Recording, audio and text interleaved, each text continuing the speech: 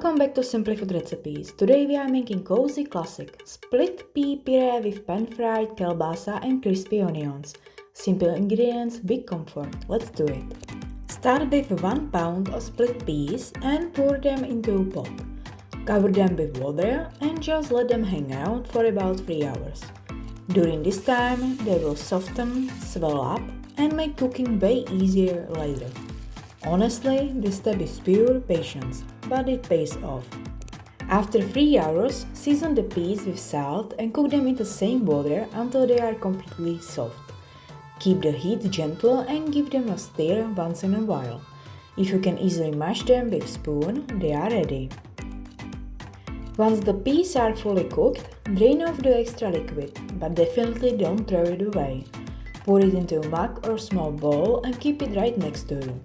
This starchy liquid is perfect for adjusting the texture later. It keeps the puree creamy without watering down the flavor, and it gives you full control over how thick or smooth you want it. Now blend the peas until smooth using a blender or a food processor.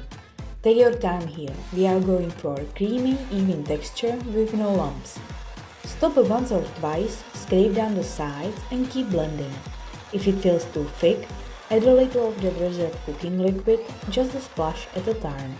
And if it's too thin, simply drain off a bit more liquid until it's exactly how you like it.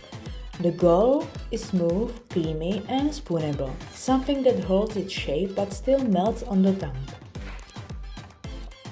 Now we start seasoning and first go in marjoram. Marjoram is classic here, it adds the warm, slightly herbal flavor that just belongs in pea puree. You don't need a lot, just enough so you can smell it as soon as it hits the pot. Next comes black pepper. Freshly ground is always best. It gives the deeper, cleaner heat and really wakes everything up. It's not spicy, just cozy and romantic. And last, the garlic.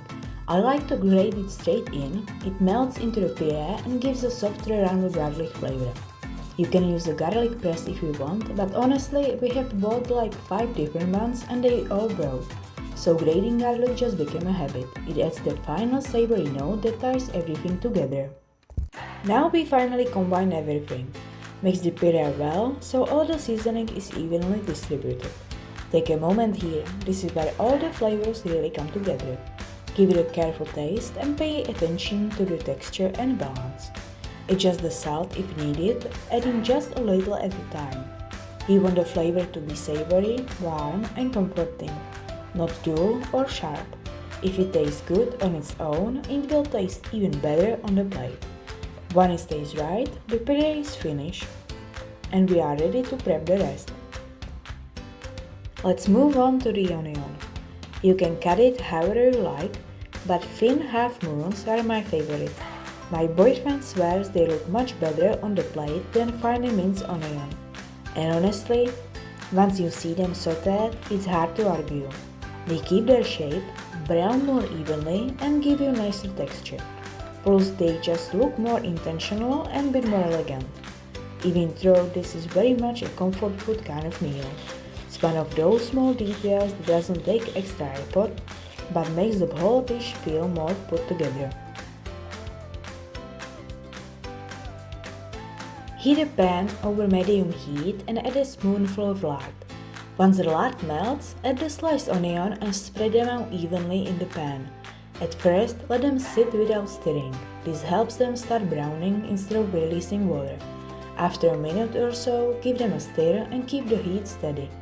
We are not looking for light golden onions here. This dish actually works better with onions that are darker brown. As they cook, the flavor changes. It becomes deeper, slightly sweet and more savory. That stronger onion flavor pairs really well with the creamy split pea puree. Just keep watching the pan. If the onions start coloring too fast, lower the heat and keep going slowly. Stir occasionally so they brown evenly, but don't rush them.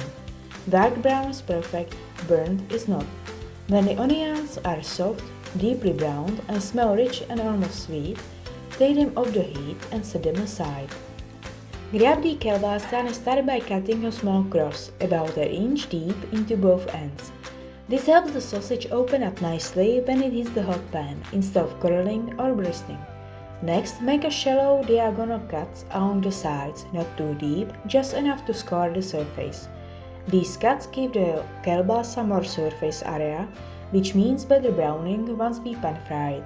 And yes, it also makes the sausage look way better on the plate. Heat a pan over medium heat and add a little lard. When it's hot, place the kielbasa into the pan and let it fry undisturbed at first.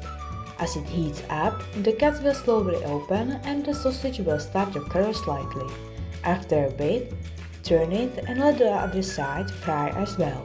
We are looking for a light brown color with crispy edges, not dark or burnt. Take your time, turn it as needed and let the fat do the work. When it's evenly browned and open up nicely, it's ready to come out of the pan. And that's it! Creamy split pea puree topped with deeply browned onions and pan-fried kielbasa. It's simple food, but it's the kind that really delivers. The puree is smooth and savory, the onions bring the deep, slightly sweet flavor, and the kielbasa adds richness and just enough bite to pull everything together. We are serving it with dill pickles on the side, because that fresh, tangy crunch balances everything really nicely. And of course, this is amazing with slice of bread. To scoop, to swipe the plate, or honestly just because it belongs there. This is the kind of meal that feels comforting and familiar. Something you make when you want real food that actually satisfies. If you enjoy cooking along, don't forget to like, share and follow for more cozy recipes. Thanks for watching Simply Food Recipes, and I will see you in the next one.